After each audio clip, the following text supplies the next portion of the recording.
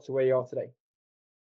Thank you so much, man. It's honestly a pleasure to be here. Thanks so much for the invitation. And well, I'm Bernardo. I am a fitness coach, and I would like to call myself an educator through social media, probably. Not a mentor, but educator on social media for sure.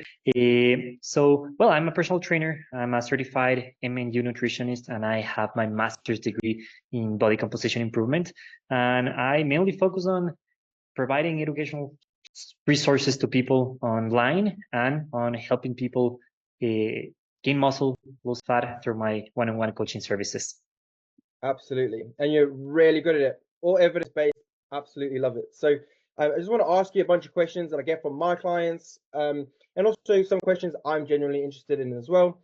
And then if you could just roll off the top of your head. So starting off with the first question, I just want to ask you, can you explain the concept of muscle hypertrophy and how you achieve it? And what exactly is hypertrophy? Okay, basically hypertrophy is decreasing the muscle cell, getting your muscles bigger, right? That's hypertrophy, as simple as that. How do you achieve that? Okay, so it's going to be mainly like the main thing that will cause the muscle to grow is going to be resistance training. And that means going to the gym or calisthenics or bodyweight workouts, whatever is making your body work hard. Okay, and we can get into the details of actually what you need to do, because it's not only going to the gym. There's a lot of people that go to the gym and don't gain muscle. That's the main aspect, but there are other nutritional lifestyle factors that will get into this, but the main factor will be the resistance training. That's the most important thing to achieve, to be able to achieve muscle gain. Okay, fantastic. So when you're saying resistance training, how do you differentiate between, is that you always hear about progressive overload all the time, and then you hear about strength training? Is that the same thing, or how does that work with hypertrophy? Yeah, resistance training and strength training are synonymous. You could say it's the same thing, but based on what are you trying to achieve, it could be different. What do I mean with this? You can train resistance training for different goals: strength, muscle gain / hypertrophy, to become a better athlete. So strength training could be like a part of resistance training. When it comes to hypertrophy, it's a little bit difficult to other disciplines or to just the strength, for example, powerlifting, right, or weightlifting.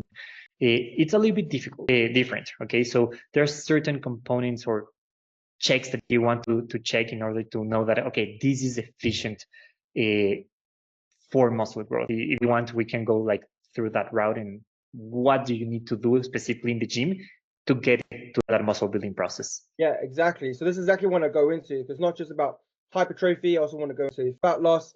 But you literally started hitting the nail on the head when it comes to my next question, actually, which was, what would you say are the most effective training techniques for building muscle? And you're talking about obviously hypertrophy, and like I said, I want to go into fat loss as well at some point. So if you can also talk to me about how hypertrophy can be put in the context of changing body composition as well. How do we achieve a body composition? What is a change of body composition? Okay, perfect. So a couple of questions there. The first one, the more broad, it's going to be body composition. How do you improve body composition? Actually, what's body composition, right? It's going to be basically the amount of muscle mass and fat mass that you have, right? How do you look? How fit do you look in normal people, a person's term, right? So body composition would be that. How much muscle mass you have, how much fat mass you have. And improving body composition basically means gaining muscle and getting leaner, losing fat, right? And going now to the specific part of training techniques to gain muscle, okay? Instead of techniques, I like to see like variables. Okay, what do you need to do in the gym to gain muscle? What are the main variables? Okay, there's going to be a couple of things: training volume, which is how much work do you do; training intensity, how hard are you training; and then like the next one will probably be a exercise selection and execution, your technique. Okay, so in my opinion, these are the three main things. There are a lot of other things that, of course, are important, but these are the three main things. When it comes to volume, based on the research, we know that to maximize muscle building, we want to train with around 10 to 20 sets of per muscle group per week. Okay, that's what the research tell us. Now, that's to maximize. That doesn't mean you cannot gain muscle with less. Actually, we know that with probably around 6 to 8 sets, you can get around 60% of that optimal volume, right? So actually 4 to 6 sets. So you can actually gain muscle with less, but if you want to maximize and see the best results, 10 to 20 tends to be the sweet spot, right? This is, of course, based on the individual, the recovery capacity, time. Maybe you cannot go to the gym every single day. Maybe you can get it 3 times. So a training program will take all of these into consideration, but on average, 10 to 20 sets. When it comes to intensity, how hard should you train? Based on the research, we know that probably 3 reps in reserve, like before hitting failure, and closer to failure, is the most efficient way of training. That doesn't mean that if you leave 5 reps in the tank, you're not going to grow. But if you want to maximize things, probably 3, 2, 1 are the sweet spot, right? Some people say like you have to train to failure. Not necessarily. Research now tells us, and we have a really good paper from Martin Refalo from Australia, showing that you don't need to train to failure. If you leave 2 to 1 reps in reserve, it's probably going to be the same result, right? I'm not saying that failure does not has its place, but you shouldn't train to failure every single time, as some people say on the internet, right? And then exercise selection and execution. Well, selection is going to be like another topic, but when it comes to execution, there are certain things that we want to take care of, right? One will be range of motion. We want a big range of motion. Like if you think like a squat, most people only go down to parallel. We probably want to go past parallel, of course, if your mobility allows it, but you want to get the greatest range of motion you can. Stretch that muscle the most that you can. And that's actually the most important part of the range of motion, the stretch, right? Then the second thing is probably control. Like you don't need to go 10 seconds on the way down, but you want to control the movement, right? You want to control the negative portion. And then when you push hard, you want to push hard, but in a controlled way. So those are the main 2 things when it comes to technique. If you just start doing this, like, okay, for every single muscle group, around 10 sets per week, okay? If you train hard enough, close to failure, 3 reps in the tank or less, and if you have a good range of motion and control, you're already 80% there. Like you're already in the good direction. Then exercise selection, you can get super nerdy and techniques that can enhance muscle growth, but this is like probably 80% if I have to give a number. Wow, what an answer.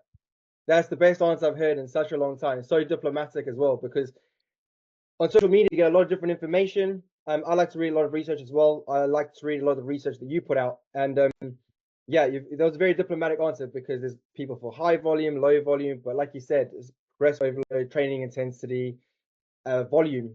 That's what it comes down to. Like you said, at least 80%. So obviously that's now the exercise selection. You're talking about the intensity. But now, can we move on to the nutrition side of things? Like you said, you work for, you study through MNU, and I've been to a couple of their like conferences. Absolutely fantastic. Massive fan of Martin McDonald as well. So if you can talk a little bit more about nutrition side of it now, because you executed that beautifully. So what role does nutrition play in muscle building and fat loss? And what would you say are the key dietary components? Okay, yeah, fantastic question. So let's tackle first fat loss, which is going to probably be a little bit more simple. So in order to lose fat, the most important thing, like the one condition that you need, is to be in a calorie deficit, meaning you need to eat less calories than you burn. Like you can eat whatever you want, but if you're in a calorie deficit, you will lose fat. You can eat super clean, like chicken breast and brown rice your whole life. If you're not in a calorie deficit, you won't lose fat. So it's the only condition that we have to lose fat, right? Being in a calorie deficit. Now, that's one part. How do you achieve that calorie deficit is also important, right? With if it fits your macros and that wave that we had probably 10 years ago until a couple of years ago, most people said, okay, just eat whatever you want, track your calories, and that's it. You will lose fat. Yeah, but it's not going to be the most efficient way of doing things. And probably it's not going to be the easiest way, which is probably what most people want. They don't want to put a lot of effort. If you can get to the same result with less effort, it's probably going to be a more easy journey, right? So then it comes the nutrients and your diet overall, right? So first, calorie deficit. The second thing and this will apply for both muscle building, but we will talk about that in a second, fat loss your protein intake. It's going to be super important. Two main reasons. The first one is with a high protein diet, you can actually maintain the muscle that you have. You don't want to lose weight. You want to lose fat. Yeah. If you lose all of your muscle, you won't look any different, right? In terms of how fat you look. So you want to make sure that from the weight, the majority is coming from fat, okay, of weight loss. Protein will help us achieve that, right? The second thing is satiety, okay? Protein has a high satiety effect. If you're eating enough protein, and we can get into the numbers in a second, you're probably going to have less hunger during your diet. The second most important part will probably be vegetables and fruits for both reasons, for two reasons as well. One, health. You want to lose fat, but probably in a healthy way, right? If you eat Snickers and that's everything you eat, you're probably going to lose weight if you're in a calorie deficit. No, you're actually going to lose weight if you're in a calorie deficit. You're not going to have a healthy diet or lifestyle, right? So you want to eat enough fruits and veggies to support health. The second reason, satiety. Both fruit and veggies offer a high satiety because of the fiber and because of the volume. It's a high volume food with little calories, right? Low calories. So you can eat a whole plate of veggies and it's going to be probably 50 to 100 calories and feel satiated. Again, making things easier on your journey, right? So those are the main things. Then when we talk about carbs and fats, they also play a role, but to a way less significant way. We want to have enough carbs that we support energy, in this case, to our workouts. If you want to improve your overall body composition, going keto is probably not going to be the most efficient way if you want to maximize your body composition. But also you don't want to neglect the fats because for health reasons, you need fats, for example, for hormonal regulation. If I have to put it in order, like in terms of nutrients, that's it. Protein and veggies, the same level, and then carbs and fats below.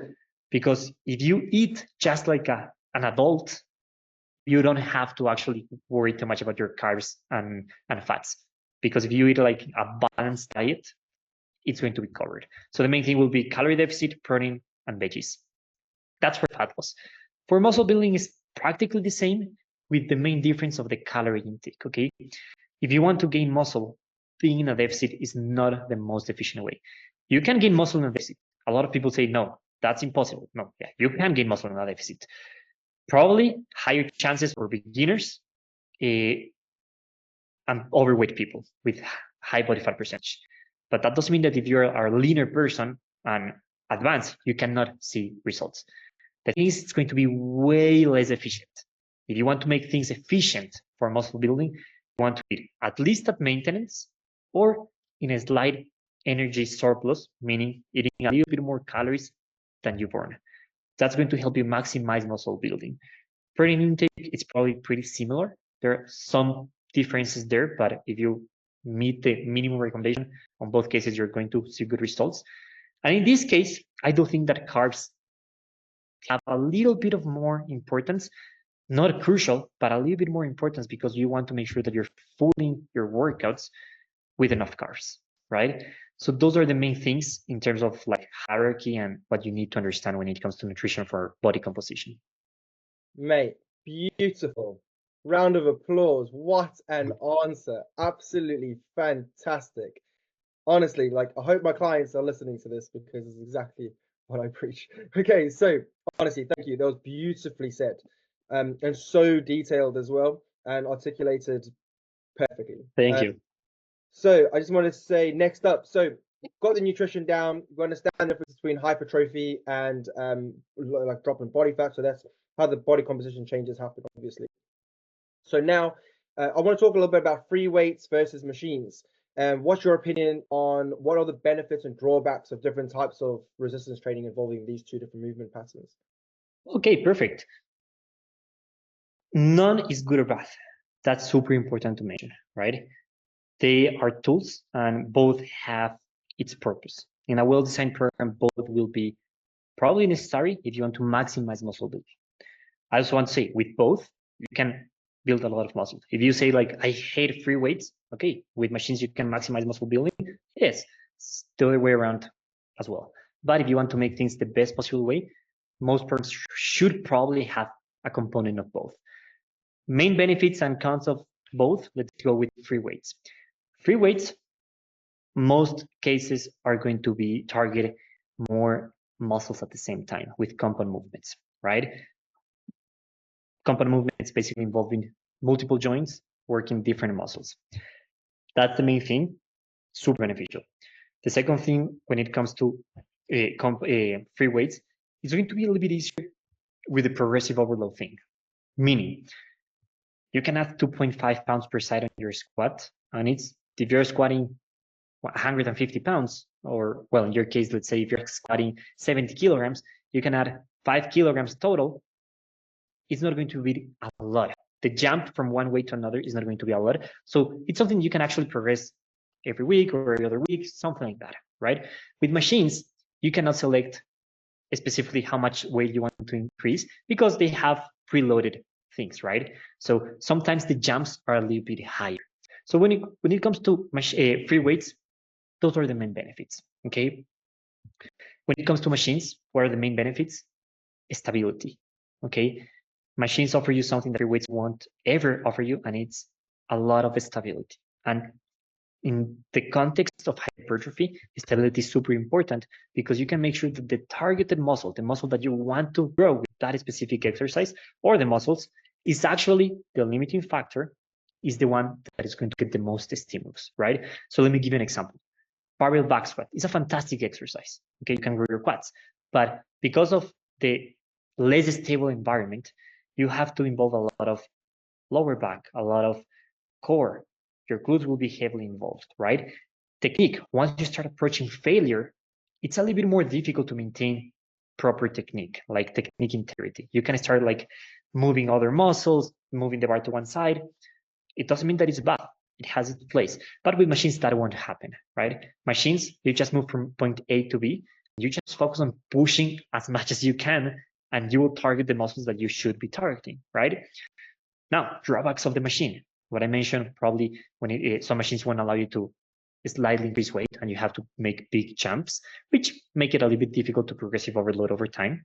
And also, not all machines are well designed. And a lot of machines require a different setup or is not going to adjust to your structure, right? So there are a lot of machines in my gym, for example, that I have never used because they're or shitty machines or for my structure, I cannot use them. And in that case, free weights is going to be way better option, right? So both have pros and cons. You should probably use both in your program. And the last thing that I will say, free weights usually are better suited for lower repetition ranges. Machines are probably better suited for higher repetition rep ranges. That's basically it. Such a good point, that last point. I've never actually thought about that, actually. Yeah, like obviously the higher the volume, the more fatigue you start to get, that's when your form starts to go off. Machines for higher rep ranges. That makes complete sense. But again, beautifully said, like perfect. That honestly, like, thank you so much for coming on again. Because everything that you're saying is where I think what so many people just get confused with. And when it comes to social media, you see all these different workouts, and people forget it's all about context and about relevance. Is it in the context of what you're trying to achieve? Is it relevant to you? Like, just because one person doesn't like an exercise doesn't mean you're not. And also, you're talking about exercises that if you like doing a certain movement, you're going to do a lot better on that movement, whether it be free weight or machine. If you don't like it, probably not going to. You probably just skip it at the gym if it's a bit busy, or Yeah. or you just just don't do it at the end of the day. And what's the point? Okay, so yeah, thank you for that. Perfect. Next question is, how should someone adjust their training and diet as they age to continue building muscle and losing fat? So It's probably going to, as you grow older, it's probably going to be the same thing. Like not a lot of changes. When it comes to the diet, it's the same principles apply. There's this big myth that after 30, 40, whatever, your metabolism slows down. No, it doesn't. Your lifestyle changed and you're way more sedentary. That's what actually happens, right? Your metabolism starts slowing down after 60, 65 years old.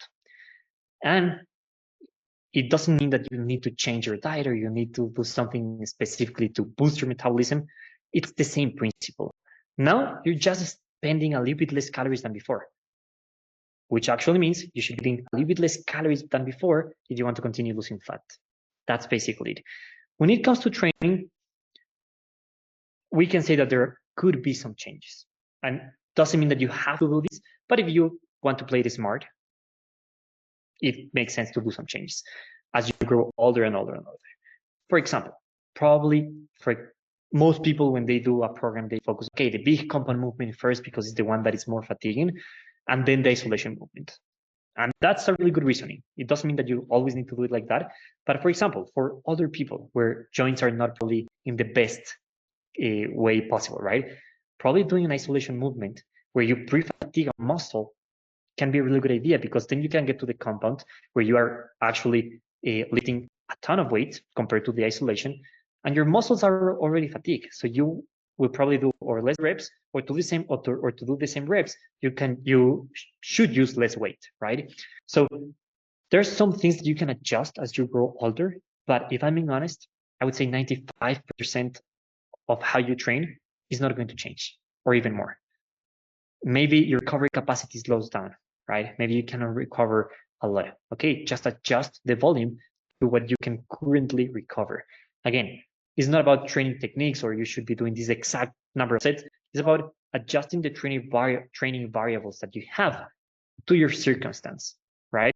Because maybe this older person has been training for 25 plus years and it's in best shape than both of us.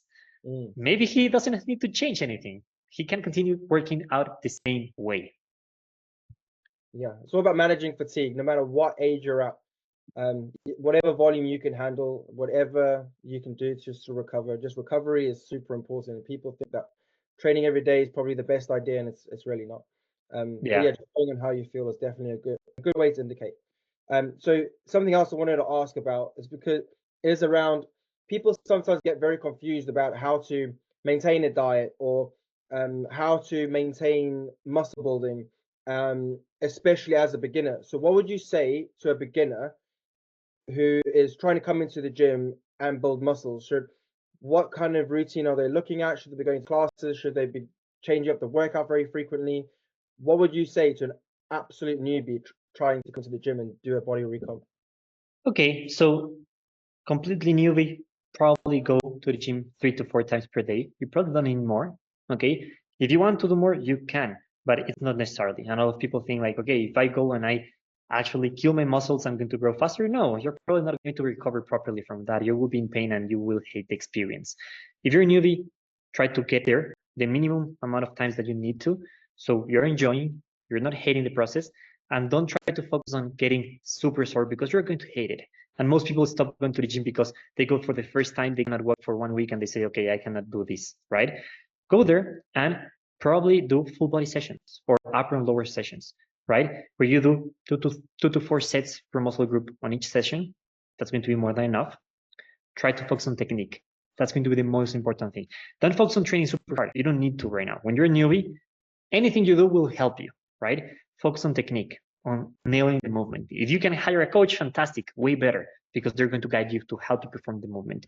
If they have a fitness instructor in the gym, ask them or ask them how to perform the exercise. So that's the main thing. Don't try to do fancy stuff. Just go there and focus on getting better every single time that you go. When it comes to the program itself, try to follow a program doing the same exercises every single week for at least 8 weeks, at least. Then you can change it. You don't need to, but maybe you also want to start learning technique from other exercises. So for example, these first 8 weeks, you did barbell back squat and a leg extension. Okay, next time do a leg press and a leg extension. The next program do a hack squat and the leg extension, whatever. Try to mix up things, but you don't need to change things every single week. That's probably not the best idea because you won't be able to practice technique, which is going to be the most important thing, and you won't be able to see if you're actually improving and increasing reps or weight over time, which is the most important thing to know that you're building muscle. Your performance is improving over time. Stick to a program at least 8 weeks, and if you want to change because you got bored, okay, then change some things and do the same all over again. Amazing. So let's say someone comes into fat loss and muscle building and they find themselves like just hitting a plateau and they starting to lose motivation.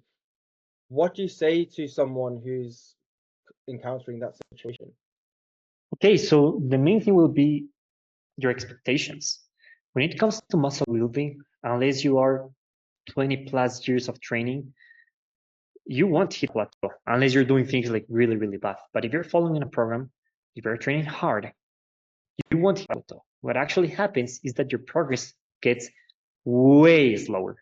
Okay. The first year of training, you will increase your weight on the bar, in the dumbbells, everything's going to be amazing. After that, it gets a little bit slower. 2 years later, it gets even slower. So manage your expectations and know that the first few months, it's magic, and then it's going to be way slower, right? You don't need to change things. Okay, I hit a plateau. No. Yeah, you probably want to change exercises every now and then. If you hit a plateau in a specific exercise because you have been doing that for 4 months and you're not increasing weight, okay, just change the exercise to another exercise that targets the same motion, the same muscle, so you can start over again with increasing weight over time and reps. That's when it comes to muscle building. When it comes to fat loss, that's another story. You will hit a plateau. At some point, your body will adapt and you will hit a plateau.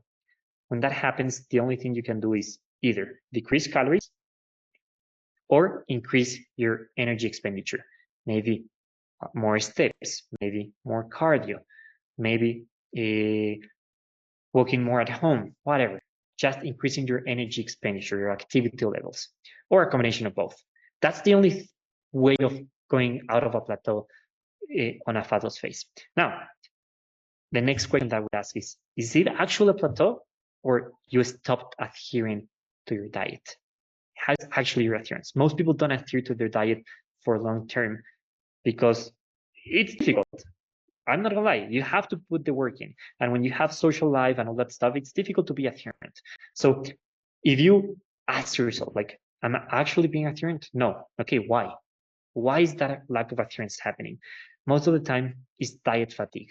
People just got super annoyed from dieting and all that stuff. And if that's the case, my recommendation is, okay, one, evaluate if you want to continue losing fat. If the answer is yes, okay, take a 1 or 2 weeks break, eat more, focus on enjoying your life, and then say, okay, I enjoyed, I took a break, it's time to get back and try to be adherent away again. That's what happens to most people. At some point in a fat loss phase, you will have a plateau. That point, it's not probably going to be 1, 2, 3, 5 months from now. When you've hit a plateau in a fat loss phase, it usually, like an actual plateau, will come from after 6 months of dieting or more. Like, it doesn't happen that often. Amazing, thank you. Yeah, there's a lot of people that struggle with that exact scenario, and I think you've just nailed about 90 odd % of people's issues when it comes to fat loss. So yeah, thank you. And then next thing I wanted to ask is about intermittent fasting, right? So everybody thinks just skip a meal and you'll drop off some body fat. Now, how effective can fasting be for muscle building and fat loss? Okay, so first let's talk about fat loss. It can work. It's actually a valid strategy. It's probably not the best one for most people. Okay, so again, the only condition to lose fat is being a calorie deficit.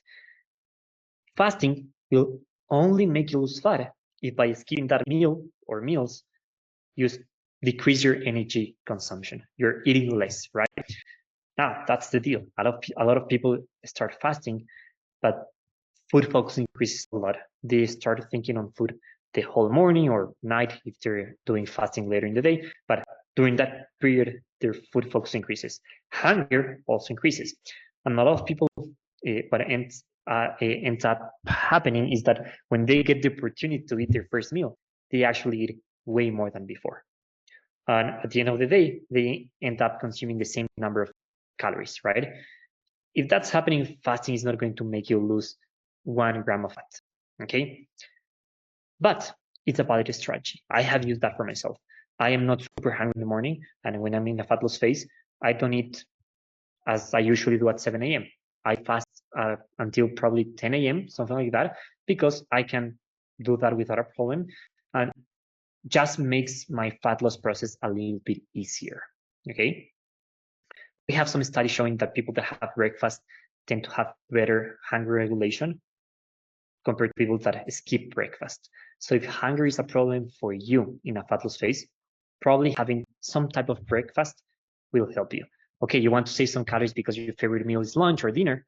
Okay, just have some protein meal and maybe some fruit in the morning, and you will get 200, 300 calories, save a ton of calories for later in the day, but you will be less hungry throughout the day, making things easier for you. That's for fat loss. Nothing magical, just a tool in the toolbox for people that can actually adhere to this and benefit from this, right? When it comes to muscle building, based on the research that we have, it doesn't matter if you're fasting, if you're not in a huge calorie deficit, and if you're consuming enough protein in at least probably 3 meals, right? That being said, I am someone who thinks this way. If you can make things a little bit better and it has a benefit or a potential benefit, why not doing so if it is not costing you anything, like if it's not difficult for you? In theory, probably having some type of protein, not some type of protein, a little bit of protein in the morning can help you maximize muscle building, because you're not only fasting in the morning, you also fasted through the whole night of sleeping, right? Mm-hmm. You are degrading a protein and you want to start the protein synthesis process, right? And if you're delaying the process until later in the day, 1 p.m., it's probably not going to be the most beneficial for muscle building. Now, again, this is probably my bias based on mechanistic things, but based on the research, you can actually skip a meal and it won't affect muscle building. If you don't mind eating something in the morning, a protein intake, probably do it, and it has some potential benefits, won't cost you anything. Amazing, thank you. Yeah, again, like, brilliant advice. And I, like, anecdotally speaking now, with my clients, I prefer them to have a high protein breakfast if they are on a fat loss phase, simply because obviously it's down to context and whether some people just don't like eating breakfast, and it's like, fine, I'm not going to force you into something you don't want to do. But if people have breakfast and then they say to me X, Y, and Z said on social media I shouldn't have breakfast because intermittent fasting is a good idea, I just say to them, well, calories are calories at the end of the day. As long as you're expending more than you're intaking, that's that. But breakfast can also increase your energy expenditure because you now got energy. Yeah. So fuel for the work required. So I've got 5 minutes of your time left, just shy of it. So just want to hit out 2 quick questions, because I think they're quite important, in my personal opinion at least. So one, how can one effectively track progress in muscle building and fat loss? Because a lot of people focus on the scales as an example. I just want to hear your opinions on that. And then recovery. How does sleep and recovery affect muscle building and fat loss? Yeah, perfect. So the scale is a fantastic tool. It's only a tool. It's not everything, and it won't dictate if you're seeing progress or not. Okay. When you want to track progress both for muscle building and fat loss, you want to use more tools. The ones that I think are the best to use as a coach, and the ones that I use with my clients, are going to be the scale, because it can actually give you some data, body measurements like waist measurement, arms measurement, whatever, and progress pictures. Okay. With only one of them, you're not going to be able to see if you're seeing progress objectively. Okay. Body weight. You can actually be losing fat, but not losing a single kilogram, right? Why? Because maybe you're gaining muscle in the process, or you're a woman and you are in your period and you're a little bit bloated, and that made you retain more liquids and you're a little bit higher in the scale that specific week. But you can actually see progress on the measurements and pictures. So you want to take, like, let's call it a holistic approach when it comes to tracking progress, not only using the scale, but also other methods that can help you confirm your theory of what's happening, right? For muscle building, I think the scale is a little bit more useful, right? Because you won't have like bad weeks that, oh, I lost a lot of weight without any reason. You can gain a lot of weight without any reason. For example, you didn't go to the bathroom, you ate more fiber, you had more salt in your diet. But when you're in a calorie surplus, the scale is actually pretty useful. But you still want to use measurements, specifically in my opinion, waist and pictures. Why? Because you want to make sure that that weight is coming from muscle. If you're gaining fat too fast, probably your training is not in a good spot. Can be the stimulus, can be the recovery. So you want to make sure to do that as well. Here's my general recommendation. When you're in a fat loss phase, take pictures every 2 weeks, right? Don't change anything if 1 week the scale didn't show any progress, because it can be that that week something happened, but the next one you drop a lot of weight. Don't change anything until you can confirm with measurements and progress pictures. Because if you actually see that, oh no, I can see that I have lost fat, I don't care about the scale in this case, right? For muscle building, same thing, but for progress pictures, I actually only ask my clients once per month, just to make sure that you are not getting a ton of fat, right? And the reason is because when it comes to muscle building, you want to have a more conservative increase in body weight. When you're in a deficit, in a fat loss, you can see more changes in the scale a little bit more quickly. My recommendation is usually when you're in a fat loss phase, anywhere from 0.5 to 1% of your body weight per week. For muscle building, 0.25 to 0.5 of increase of body weight per week. So half of it, right? So it's going to be a little bit slower, because adding muscle tissue actually takes a long time, right? Losing fat doesn't. It's actually way easier from an objective view, right? Does that answer the question? Absolutely. People love numbers. And yeah, there was, again, absolutely brilliant. People do genuinely focus on the scales a bit too much. And with you talking about muscle growth, a lot of people like to, coaches specifically, I mean, measure their clients on a fat loss phase. They never really think about doing it on a bulk, for example, because a lot of people just go, oh, let's go dirty bulk, and they accumulate a lot of fat mass. And then you say to yourself, I don't know, people have their own goals, but let's say you're going on a holiday in 3 months, and you're like, I'm going to drop all this body fat in time for that. And if I go too aggressively, I'm going to lose all the muscle mass anyway. So that's so what's the point, right? So slow and steady wins the race, as they say. But yeah, that's everything. Like, there's so many more things I would love to ask you, but like I said in the beginning, trying to keep it short, sweet, and simple. But I just want to say a massive thank you, and if you can let people know where they can find you or contact you, that'd be great. Thank you. Thank you so much for having me. You basically can find me only on Instagram, coach.bernardo. And well, my new company, because it's actually pretty new handle, it's fit that the number 4, that Life Academy. But if you find me on coach.bernardo, it's going to be way easier, and you can find everything else there. Amazing. Thank you so much for your time. Yeah.